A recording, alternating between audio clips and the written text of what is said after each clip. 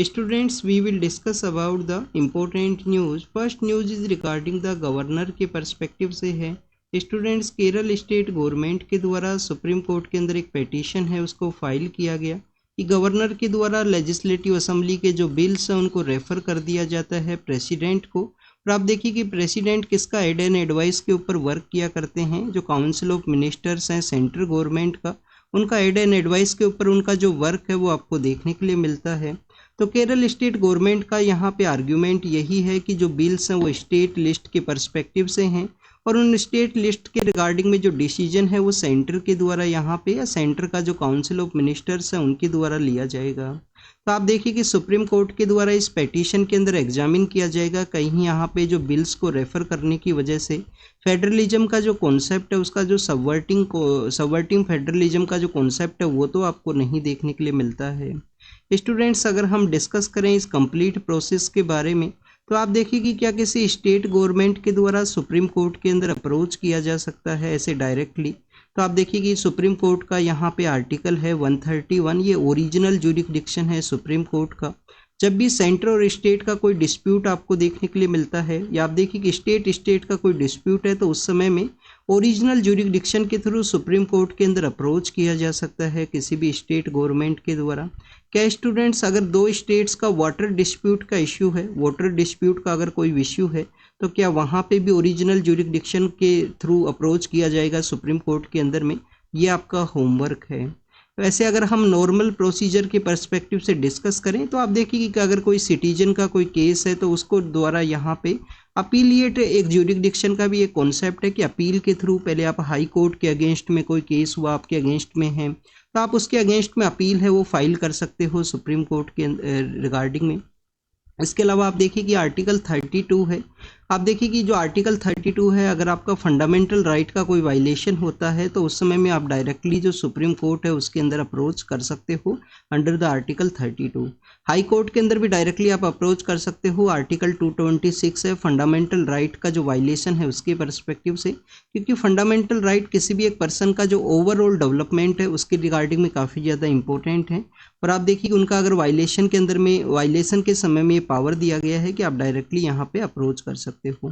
तो ये तो पेटिशन के पर्सपेक्टिव से हमने डिस्कस किया कि पेटिशन फाइल किया जा सकता है।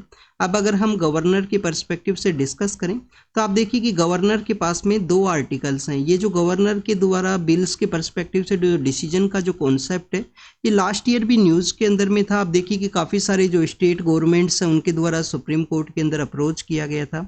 गवर्नर के पास में जो पावर है आर्टिकल 200 के अंडर में है। 200 के अंदर में गवर्नर के द्वारा जो डिसीजन है वो लिया जा सकता है, उस बिल को वापस से रिकंसिडरेशन के लिए सेंड किया जा सकता है। आर्टिकल 201 के अंदर जो पावर बताया गया है गवर्नर को कि गवर्नर के द्वारा जो बिल है वो रेफर कर दिया जाएगा किसको? प्रेसिडेंट को। आप देखिए कि अब प्रेसिडेंट को जो बिल्स रेफर करने हैं उसके रिगार्डिंग में जो डिटेल एक्सप्लेनेशन है कि कौन कौन से एरियाज हैं, क्या सेंट्रल स्टेट का कोई कन्फ्लिक्ट है या सेंट्रल स्टेट डोमेन के अंदर रिगार्डिंग में कोई बिल है, तो जब आपको प्रेसिडेंट को बिल को रेफर करना है इन सभी के बारे में जो डिटेल एक्सप्लेनेशन है वो आपको आर्टिकल 213 के अंदर में देखने के लिए मिलेगा। 213 के अंदर में इनके बारे में जो डिटेल एक्सप्लेनेशन है वो मेंशन किया गया है कि प्रेसिडेंट को कौन से जो बिल हैं वो आपको यहाँ पे रेफर करने हैं। तो सुप्रीम कोर्ट के द्वारा इस पिटीशन को जो नेक्स्ट डेट है उसके अंदर में अच्छे से एग्जामिन किया जाएगा। क्या यहाँ पे बिल्स को रेफर करने की वजह से फेडरलिज्म का जो कॉन्सेप्ट है, जो स्टेट लिस्ट के अंदर में सेंटर का इंटरवेंशन तो नहीं इंक्रीज हुआ है, उन सभी का एग्जामिनेशन आपको नेक्स्ट फ्यूचर के अंदर देखने के लिए मिलेगा। नेक्स्ट अगर हम डिस्कस करें सुप्रीम कोर्ट के द्वारा आप देखिए कि एक ऑर्डर देखने के लिए मिला था कि जहाँ से कांवड़ यात्रा निकलेगा वहाँ पे जो भी रेस्टोरेंट्स हैं उनके द्वारा जो नेम प्लेट है उसको शो करना होगा। अपोजिशन का जो पॉलिटिकल लीडर्स हैं उनके द्वारा इसको आर्टिकल 17 है, आर्टिकल 17 के भी वायलेशन के रूप से कहा कि ये अबोलिशन ऑफ अनटचेबिलिटी का यहाँ पे वायलेशन है, नेम यहाँ पे शो किया गया है। अगर हम बात करें स्टूडेंट्स इस बेसिकली आप देखिए कि सुप्रीम कोर्ट के द्वारा उसके ऊपर स्टे लगाया गया था उन ऑर्डर्स के पर्सपेक्टिव से, और अब सुप्रीम कोर्ट के द्वारा उस स्टे को एक्सटेंड भी किया गया है कि कंप्लीट जो रूट है वहाँ पे जो ऑर्डर है उसका स्टे होना चाहिए। कंट्री के किसी भी पार्ट के अंदर में इसका जो स्टे है वो ज़रूर से होना चाहिए। इस तरीके से जो नेम है वो नहीं शो करने का ज़रूरत है प्रेजेंट समय के अंदर में।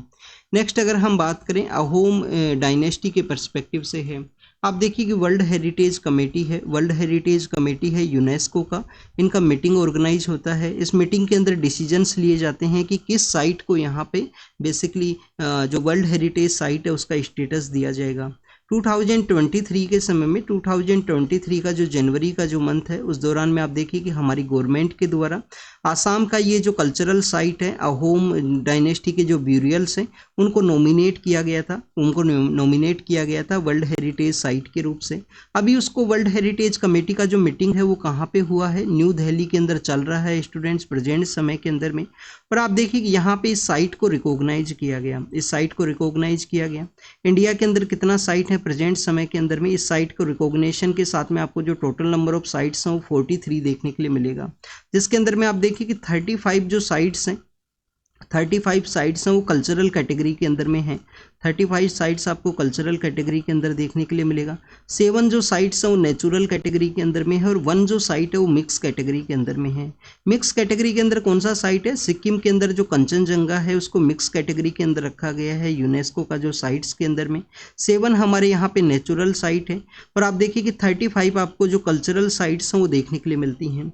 रिसेंटली आप देखिए कि लास्ट ईयर भी 2 साइट्स से इंडिया का ऐड हुआ था। एक तो शांति निकेतन है जो कि आपको कहाँ पे देखने के लिए मिलेगा, वेस्ट बंगाल का जो बीरभूम डिस्ट्रिक्ट है जहाँ पे कभी देवेंद्र नाथ टैगोर जो फादर ऑफ रविंद्रनाथ टैगोर हैं उनके द्वारा वहाँ पे एक आश्रम को सेटअप किया गया था। बाद में जब रविंद्रनाथ टैगोर का समय आता है तो उनके द्वारा वहाँ पे जो टाउनशिप है उसको सेटअप किया गया। और आप देखिए कि वहाँ पे आपको जो विश्व भारती यूनिवर्सिटी है वो भी आपको देखने के लिए मिलता है, आपको विश्व भारती यूनिवर्सिटी है वो भी उसी एरिया के अंदर आपको देखने के लिए मिलेगा।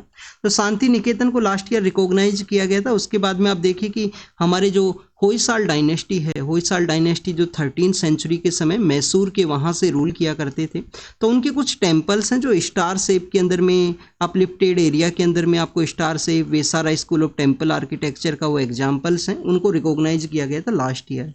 अब यहाँ पे आप देखिए कि हमारे अहोम डायनेस्टी के जो ब्यूरियल्स हैं उनको रिकॉग्नाइज किया गया। फर्स्ट ऑफ ऑल आपको पता होना चाहिए कि नॉर्थ ईस्ट इंडिया के अंदर में नॉर्थ ईस्ट इंडिया का फर्स्ट ये कल्चरल साइट है। कभी आपसे अगर स्टेटमेंट ऐसा दे दिया गया कि आप देखिए कि नॉर्थ ईस्ट इंडिया का ये फर्स्ट साइट है, नॉर्थ ईस्ट इंडिया का फर्स्ट साइट नहीं है। आप देखिए कि नेचुरल कैटेगरी के अंदर में हमारा जो आसाम है, आसाम डिस्ट्रिक्ट के अंदर में आसाम स्टेट के अंदर में 2 हमारे नेशनल पार्क हैं जो टाइगर रिजर्व भी हैं, काजीरंगा नेशनल पार्क और मानस नेशनल पार्क। वो दोनों आप देखिए कि आपको यहाँ पे जो नेचुरल कैटेगरी है उसके अंदर देखने के लिए मिलते हैं। बट फर्स्ट कल्चरल कैटेगरी के अंदर में फर्स्ट साइट है ये नॉर्थ ईस्ट इंडिया से। अहोम जो डायनेस्टी हुआ करता था उनके द्वारा ब्यूरियल्स हैं वो बनाए जाते थे। किस तरीके ये ब्यूरियल्स देखने के लिए मिलते हैं, जैसे कि आपको जो इजिप्ट के वहाँ पे पिरामिड देखने के लिए मिलेंगे, इजिप्ट के वहाँ पे जो पिरामिड हुआ करते हैं उसी तरीके से आपको अहोम डायनेस्टी का जो ब्यूरियल का जो प्रैक्टिस है वो देखने के लिए मिलेगा। अहोम डायनेस्टी आप देखिए कि जो पटकाई रेंज है वहाँ पे हैं, चराईदेव नाम का वो विलेज है, चराईदेव मोदेम्स के नाम से भी इनको जाना करते हैं। अहोम डायनेस्टी से रिलेटेड हैं, नॉर्थ ईस्ट के हैं। क्या इंडिया के अंदर में 43 साइट्स हैं, तो आप देखिए कि यहाँ पे क्या इंडिया के अंदर हाईएस्ट नंबर ऑफ यूनेस्को का जो साइट्स हैं, हाईएस्ट नंबर का जो साइट्स हैं वो 59 हैं। कहाँ पे हैं, इटली के वहाँ पे 59 आपको टोटल नंबर ऑफ साइट्स हैं वो देखने के लिए मिलता है। अहोम डायनेस्टी का ये जो ब्यूरियल का जो प्रैक्टिस है क्या डिक्लाइन हुआ लेटर फेज के अंदर में, तो आप देखिए कि स्टूडेंट जब 18th सेंचुरी के समय में जब ब्रिटिश अथॉरिटीज़ के द्वारा अहोम एम्पायर को यहाँ पे बाइफरकेट किया जाता है, इस एरिया को कैप्चर किया जाएगा, तो उसके बाद में आप देखिए कि धीरे धीरे हिंदुइज्म के अंदर जिस तरीके से प्रैक्टिस है या बुद्धिज़्म के अंदर जिस तरीके का प्रैक्टिस है उसका आपको वहाँ पे डोमिनेशन है वो देखने के लिए मिलता है। इनका जो ब्यूरियल प्रैक्टिस है वो डिक्लाइन होता है। और आप देखिए कि अहोम डायनेस्टी के अंदर जो रूलर हैं, जो किंग है, उसको यहाँ पे स्वर्ग देव के नाम से भी जाना करते हैं। स्वर्ग देव मीन्स उसको इक्वल टू द गॉड की पर्सपेक्टिव से माना गया है। ये आपको जो ब्यूरियल स्ट्रक्चर है डबल स्टोर का आपको देखने के लिए मिलता है, 2 मंजिल का ये हुआ करता है। आप देखिए कि उसके अराउंड में मड है, उसके अराउंड में वुड है, मड और वुड है उसका यूज किया जाता है इस बेसिकली इस जो ब्यूरियल प्रैक्टिस है उसको कंस्ट्रक्ट करने की रिगार्डिंग में। तो इंडिया के भी पिरामिड आप इनको बोल सकते हो या नॉर्थ ईस्ट इंडिया के जो पिरामिड्स है उसके रूप से भी आप इनको एड्रेस कर सकते हो। इंडिया का जो टीम्स हैं जो कि यहाँ पे पेरिस के अंदर में ओलंपिक के लिए गए हैं, तो उसका यहाँ पे फ़ोटो को शो किया गया है। कल जो इनॉग्रेशन सेरेमनी था उसी के रिगार्डिंग में ये फ़ोटो है। नेक्स्ट अगर हम बात करें ओलंपिक्स के बारे में, ऑलरेडी हमने डिस्कस किया है। 1896 के समय फर्स्ट ओलंपिक था, कहाँ पे था? ग्रीस, एथेंस के वहाँ पे। 2024 के अंदर कहाँ पे है? आप देखिए कि कहाँ पे ऑर्गेनाइज हो रहा है, पेरिस के अंदर में। क्या कंप्लीटली कंटिन्यूस रहा? कंटिन्यूस नहीं रहा, 1916 के समय ऑर्गेनाइज नहीं हुआ। इसके अलावा आप देखिए कि 1940 के समय में और 1944 के समय में जो ओलंपिक है उसको नहीं ऑर्गेनाइज किया गया। 2020 का जो ओलंपिक है उसको भी डिले किया गया था, उसको 2021 के अंदर ऑर्गेनाइज किया गया था, क्योंकि कोविड-19 का आउटब्रेक था उस समय में, उसके केसेज हुआ करते थे।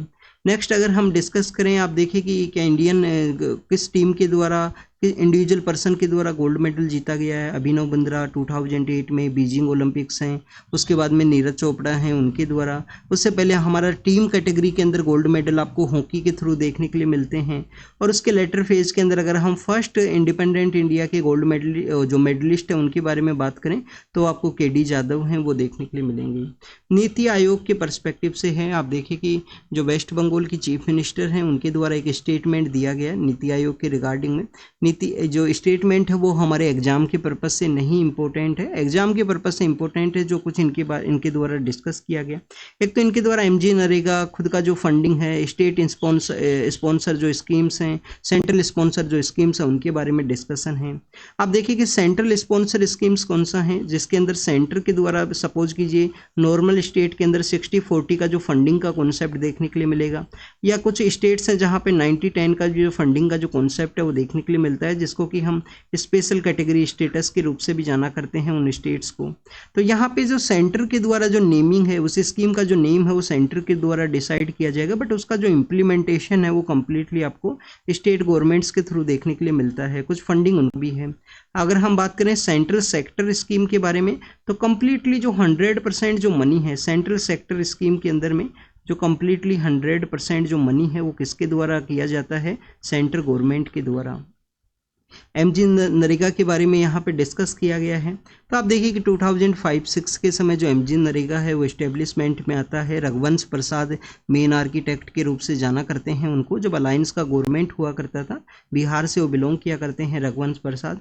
तो उनके द्वारा बेसिकली उसको स्टार्ट किया गया था। जब उनका इम्प्लीमेंटेशन या बिल को जब लाया गया तो उनके द्वारा काफ़ी कुछ बताया गया था कि ये एमजी नरेगा है, गरीबी इससे मिटेगा, काफ़ी कुछ उनके द्वारा ऐसा एक पोएम टाइप जो उस समय बोला गया था।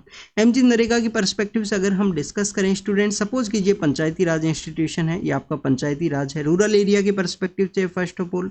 सेकंड, आपको ये पता होना चाहिए कि आपका पंचायत एरिया है, आपने इसमें एनरोल किया तो आपको 5 किलोमीटर का जो एरिया है उस डोमेन के अंदर में आपको जो जॉब है वो प्रोवाइड किया जाएगा। क्या आपके पास में कोई स्किल का सर्टिफिकेट होना चाहिए? एमजी नरेगा के रिगार्डिंग में स्किल का सर्टिफिकेट रिक्वायरमेंट नहीं है। इसके अलावा स्टूडेंट्स आपको यहाँ पे जानकारी ये होना चाहिए कि इसका सबसे बड़ा कंसर्न भी यही था कि कोई स्किल का जो सर्टिफिकेट है वो इस कॉन्सेप्ट के अंदर, इस एमजी नरेगा का जो एम्प्लॉयमेंट है उसके अंदर नहीं है। और आप देखिए कि हमारा जो डेमोग्राफिक डिविडेंड है वो डिजास्टर के रूप से ना कन्वर्ट हो, इसी वजह से स्किल सभी पर्सन्स को जो स्किल है वो प्रोवाइड किया जा सके, जिससे कि वो अदर कंट्रीज़ के अंदर भी माइग्रेट कर सके जॉब की रिगार्डिंग में, क्योंकि उनके पास में स्किल का सर्टिफिकेट है। तो स्किल इंडिया जो मिशन है उसका लॉन्च करने का जो बेसिक मोटिव था वो यही था। नेक्स्ट अगर हम बात करें स्टूडेंट्स, यहाँ पे जो फंडिंग एमजी नरेगा का जो फंडिंग है उनके द्वारा बताया गया, तो स्टूडेंट्स इसके अंदर जो आधार एनेबल जो बायोमेट्रिक ऑथेंटिफिकेशन है एमजी नरेगा के रिगार्डिंग में, वो एक मेन इशू है, जिसकी वजह से काफ़ी सारे जो फंड्स हैं उनको नहीं रिलीज किया गया। नीति आयोग है, आप देखिए कि यहाँ पे सेंटर और स्टेट का जो कोऑपरेशन है उसको डेवलप करने के रिगार्डिंग में स्टार्ट किया गया था, बट प्रेजेंट समय में आपको इसका देखने के लिए मिलेगा कि अपोजिशन का जो सेंट्रल गवर्नमेंट जो हुआ करती है उनके अपोजिशन के अंदर में जो स्टेट्स हैं उनके द्वारा इसको बाइकआउट किया जाएगा मीटिंग को, ये भी आपको काफ़ी बार देखने के लिए मिलता है। Next is about the solid waste management के बारे में है। सॉलिड वेस्ट मैनेजमेंट आप देखिए कि हमारे अर्बनाइजेशन का one of the basic necessity है। अर्बनाइजेशन को, अर्बन एरिया को क्लीन अगर हमको कैरी करना है, स्वच्छ सर्वेक्षण ministry of housing and urban affairs के द्वारा कंडक्ट करवाया जाता है स्वच्छ सर्वेक्षण। और आप देखिए कि कुछ ही सिटीज़ ऐसे हैं जहाँ पे हमारा जो सॉलिड वेस्ट है उसका जो कंप्लीट ट्रीटमेंट है वो आपको देखने के लिए मिलेगा, कंप्लीट ट्रीटमेंट के जो प्लांट्स हैं वो आपको देखने के लिए मिलते हैं। अगर हम यहाँ पे दिल्ली के पर्सपेक्टिव से डिस्कस किया गया है, दिल्ली के अंदर में जितना जो सॉलिड वेस्ट में जो यहाँ पे जनरेट होता है उसका जो ट्रीटमेंट है वो काफ़ी कम देखने के लिए मिलता है। तो आप देखिए कुछ ऐसा यहाँ पे कचरा है जो बेसिकली अनट्रीटेड वे में उसको डिस्पोज किया जाता है, जो लैंड फिल्स हैं। आपको तो काफ़ी दिल्ली का जो नियर बाई एरियाज़ हैं, आप देखिए हर एक एरिया के अंदर में, चाहे वो बसलवा का एरिया हो, चाहे वो यहाँ पे गाजीपुर का एरिया हो, आपको जो लैंड फिल का जो साइट्स हैं वो देखने के लिए मिलता है। और देखिए वो पहाड़ की तरह बना हुआ है, वो कम्प्लीटली आपको माउंटेन की तरह देखने के लिए मिलेगा। वो दिल्ली का एक कचरा है बेसिकली। सुप्रीम कोर्ट के अंदर पिटीशन के अंदर यही कहा गया है कि सॉलिड वेस्ट मैनेजमेंट है वो काफ़ी डिफ़िकल्ट स्टेट के अंदर में है, कैपिटल एरिया के अंदर में सॉलिड वेस्ट मैनेजमेंट को स्ट्रेंथन करना चाहिए। तो ये आपको यहाँ पे डिस्कस किया गया। नेक्स्ट अगर हम बात करें पर्सनल डाटा की रिगार्डिंग में है, यहाँ पे स्टूडेंट्स इंडियन एजुकेशन सिस्टम के बारे में बताया गया कि हमारे यहाँ पे 15 लाख स्कूल्स हैं हमारे कंट्री के अंदर में। 15 लाख जो आपको क्या देखने के लिए मिलते हैं, स्कूल्स देखने के लिए मिलते हैं। 97 लाख आपको जो टीचर्स हैं वो देखने के लिए मिलते हैं। और आप देखिए कि 26.5 यहाँ पे स्टूडेंट्स हैं स्कूल एजुकेशन के अंदर में। तो स्टूडेंट्स हमारा जो स्कूल एजुकेशन सिस्टम है आप देखिए काफ़ी लेंदी, काफ़ी ब्रॉड आपको देखने के लिए मिलता है। स्कूल गोइंग जो चिल्ड्रंस हैं उनका जो डाटा है उसकी कलेक्शन के रिगार्डिंग में आपको जो डिफरेंट इनिशिएटिव हैं वो देखने के लिए मिलेगा। जैसे कि 2018 के समय हमारी गवर्नमेंट के द्वारा unified district information system for the education, unified district information system for the education है उसको स्टार्ट किया गया था। मेन मोटिव क्या था? मेन मोटिव यही था कि रियल टाइम जो इन्फॉर्मेशन है उसको यहाँ पे कलेक्ट करना है। और आप देखिए कि स्कूल एजुकेशन का रिगार्डिंग में जो इन्फॉर्मेशन है उसको कलेक्शन करने के बारे में बताया गया। फिर न्यू एजुकेशन पॉलिसी है 2020 के समय में न्यू एजुकेशन पॉलिसी है वो इम्प्लीमेंटेशन के अंदर में आता है।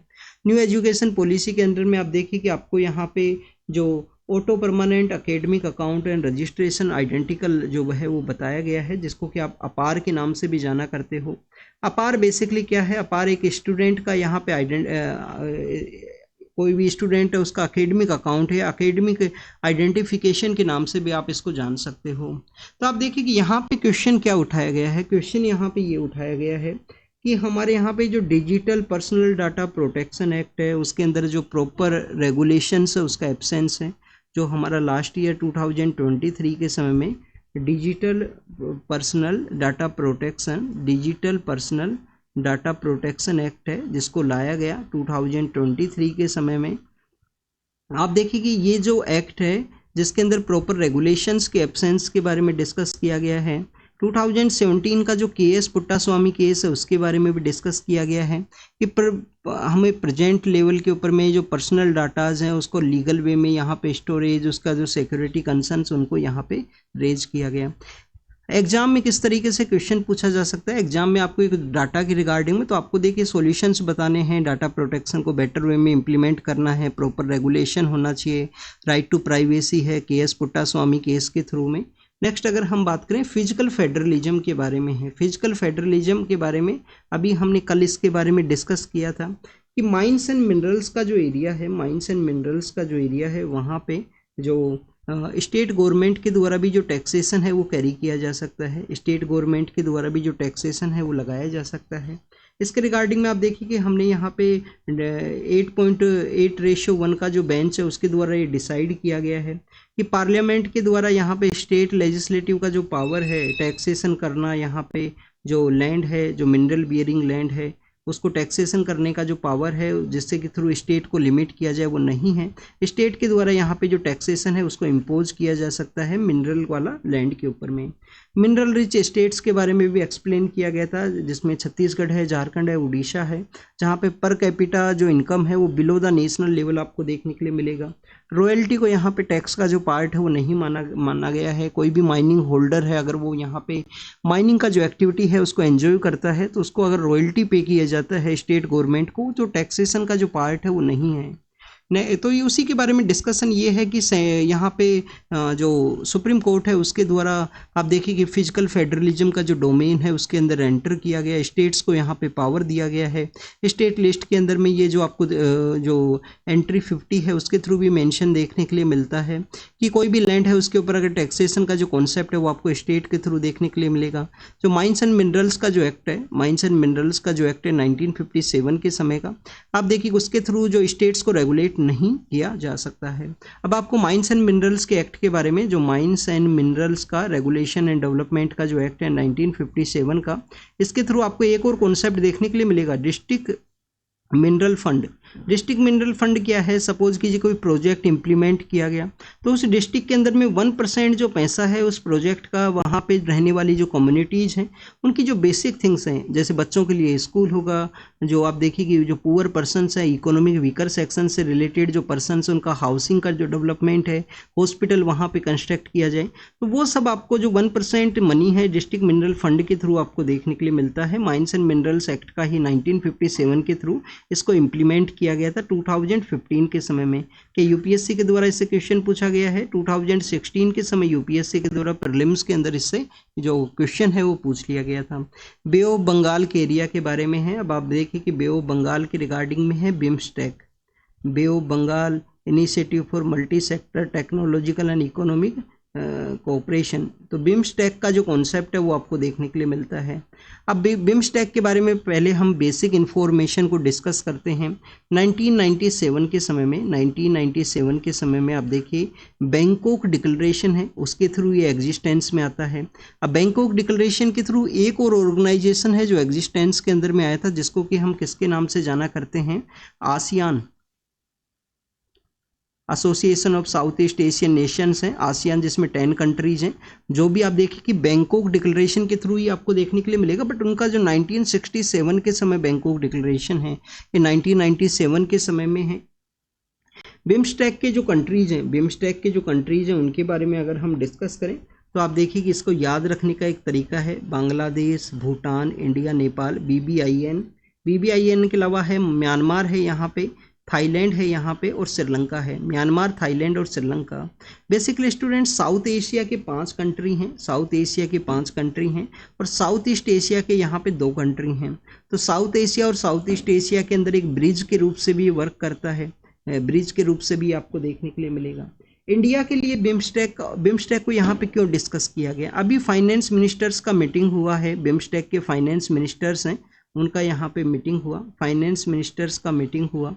आप देखिए कि फाइनेंस मिनिस्टर्स के मीटिंग के बाद में सितंबर के अंदर इनका जो पॉलिटिकल लीडर्स का रेगुलर मीटिंग होगा।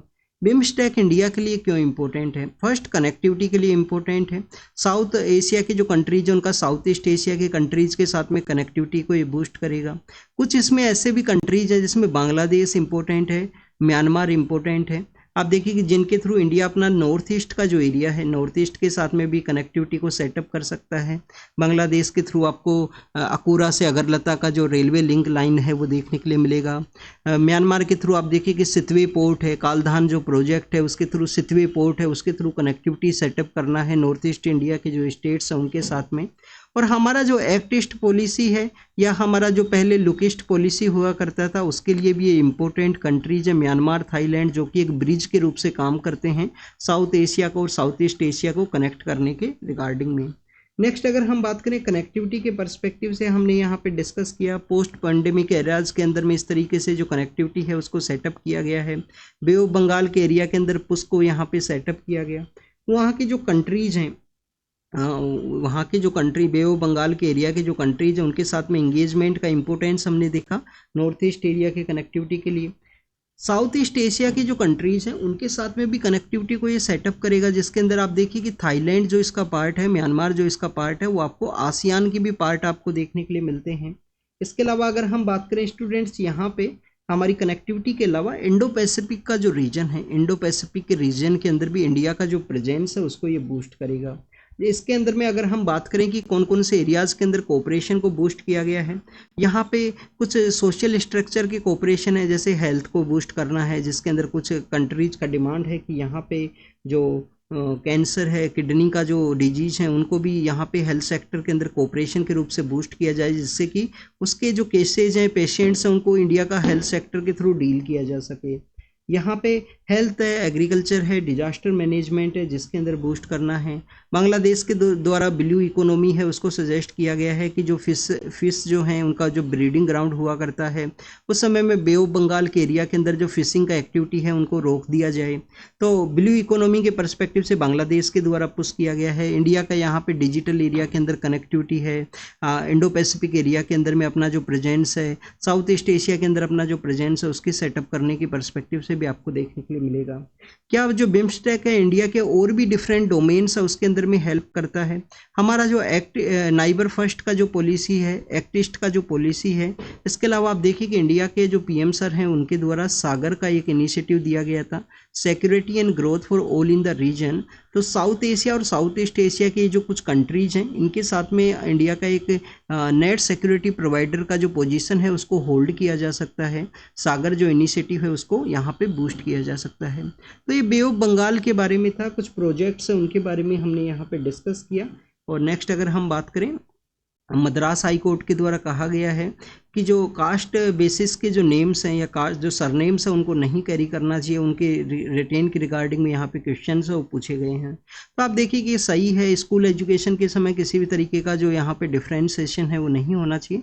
अगर आप मोर इक्वल है, मोर जो यहाँ पे पीपल से मीट करते हैं तो आप देखिए कि आपको यहाँ पे जो बेसिकली आपका जो ओवरऑल डेवलपमेंट है, साइंटिफिक डेवलपमेंट है, जो थिंकिंग डेवलपमेंट है उसके अंदर में ये हेल्प करेगा। तो सुप्रीम कोर्ट का जो हाई कोर्ट का ये डिसीजन है कि जो कास्ट रेफरेंस है उनको गवर्नमेंट स्कूल्स के अंदर में क्यों रेफर किया गया है उसके रिगार्डिंग में। कारगिल वॉर की पर्सपेक्टिव से हमने डिस्कस किया था कि हमारी जो डिफेंस फोर्सेज है उनके द्वारा ऑपरेशन विजय है उसको लॉन्च किया गया था। 26 जुलाई का जो डे है, 26 जुलाई का जो डे है आप देखिए कि उसको सेलिब्रेट किया जाता है कारगिल विजय दिवस के रूप से। द्रास के अंदर में इसका मेमोरियल भी है, तो द्रास के अंदर जो मेमोरियल है वहाँ पे पीएम सर के द्वारा विजिट किया गया। अग्निपथ स्कीम के बारे में बताया गया, कारगिल वॉर के पर्सपेक्टिव से यहाँ पे एक्सप्लेन किया गया है। आसियान को इंडिया का जो कनेक्टिविटी है या एक्ट ईस्ट पॉलिसी है उसके एक इम्पोर्टेंट पिलर के रूप से हमारे जो एक्सटर्नल अफेयर मिनिस्टर हैं उनके द्वारा कहा गया है। आसियान के जो कंट्रीज हैं उनके बारे में हम ऑलरेडी रीड कर चुके हैं। MBBS उनका नेम है, MBBS, PTV और LIC, ये एक निमोनिक है जो आप याद रख सकते हो। M से आपको एक यहाँ पे B से आपको एक चीज़ याद रखना है कि B से यहाँ पे जो म्यांमार का जो पुराना नाम है बर्मा, वो म्यांमार को यहाँ पे रेफ़र किया गया है। M से क्या है, मलेशिया इसका पार्ट है, मलेशिया। B से क्या हुआ, बर्मा मीन्स म्यांमार इसका पार्ट हुआ। और आप देखिए B से कौन है, ब्रुनई इसका पार्ट है, सिंगापुर इसका पार्ट है, फिलीपाइंस है, थाईलैंड है, वियतनाम है, लाओस है, इंडोनेशिया है, कंबोडिया है। ये 10 कंट्रीज़ का ग्रुप है जिसको कि आसियान के नाम से जाना करते हैं। अब आसियान के साथ में आप कनेक्ट कीजिए, आप देखिए RCEP का कॉन्सेप्ट था जो इंडिया के द्वारा नहीं ज्वाइन किया गया था। आसियान के साथ में कुछ हमारे जो 8 कंट्रीज हैं वो आपको देखने के लिए मिलते हैं। उसके अंदर में 8 कंट्रीज कौन से हैं, इंडिया और चाइना है, इंडिया और चाइना उसका पार्ट है। आप देखिए कि न्यूजीलैंड ऑस्ट्रेलिया उसका पार्ट है, न्यूजीलैंड ऑस्ट्रेलिया उसका पार्ट है, और जापान और साउथ कोरिया हैं। अब यहाँ पे ईस्ट एशिया समिट है जो कि 2005 के समय आपको देखने के लिए मिलता है। इसके अंदर में आप बेसिकली यहाँ पे जो रसिया और US है उसको भी ऐड कर सकते हो जब आपको ईस्ट एशिया समिट की जो टोटल कंट्रीज हैं वो देखने के लिए मिलेंगे। मोहम्मद यूनिस साहब हैं जो बेसिकली बांग्लादेश से बिलोंग किया करते हैं, माइक्रो फाइनेंस के एक इम्पोर्टेंट पर्सन हैं। इनके द्वारा एक बैंक है वो भी रन किया जाता है। तो उनके द्वारा जब स्टूडेंट्स का जो प्रोटेस्ट है उसके पर्सपेक्टिव से कहा गया कि बांग्लादेश गवर्नमेंट के द्वारा इस तरीके से रिएक्ट किया गया जैसे कि यहाँ पे फॉरेन आर्मी के द्वारा कंट्री के अंदर में अटैक किया गया हो। स्टूडेंट्स अगर हम बात करें मोहम्मद यूनुस साहब के बारे में, इनको जो नोबल ल्यूरेट हैं इकोनॉमिक सेक्टर के अंदर जिनको नोबल है वो दिया गया है। माइक्रो फाइनेंस को यूज़ किया गया पॉवर्टी से लोगों को अपलिफ्ट करने के रिगार्डिंग में। बांग्लादेश के वहाँ पे इनके अगेंस्ट में कुछ केसेज हैं वो भी देखने के लिए मिलते हैं। काफ़ी बार अथॉरिटीज़ के द्वारा इनका जो क्रिटिसिज्म है वो भी आपको देखने के लिए मिलेगा। नेक्स्ट अगर हम बात करें पाकिस्तान के पर्सपेक्टिव से है, एग्ज़ाम के लिए इम्पोर्टेंट नहीं है। यूक्रेन के रिगार्डिंग में कुछ फंडिंग दिया गया है यूरोपियन यूनियन के द्वारा, बस इतना ही इम्पोर्टेंट है। नेक्स्ट आप देखिए एक पैलेस्टीनियन लीडर हैं, उनका यहाँ पे डेथ हुआ है कस्टडी के अंदर में, तो उसके रिगार्डिंग में मेंशन है। और नेक्स्ट यहाँ पे फिलीपाइंस के पर्सपेक्टिव से है। कि जो फिलीपाइंस के अंदर जो मनीला बे है, मनीला जो बे है, वहाँ पे जो ऑयल का जो स्पिल है उसके थ्रू इन्वायरमेंट का जो डिजास्टर है वो ना क्रिएट हो। श्रीलंका के अंदर प्रेसिडेंट के इलेक्शन है। कौन सा आइलैंड है, कौन सा वो एरिया है जिसके रिगार्डिंग में इंडिया और श्रीलंका का डिस्प्यूट देखने के लिए मिला था? कच्चा थीव।